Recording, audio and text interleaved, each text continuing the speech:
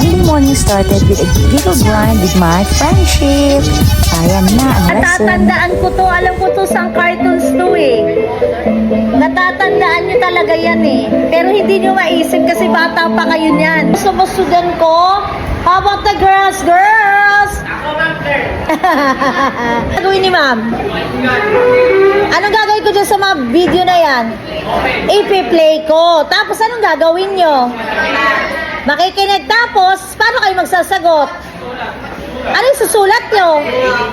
Pipili kayo dito ng letter at title ng palabas na cartoons o movie na pinatugtog ang mga kanta dito sa side na to. Naintindihan po? Children, naintindihan?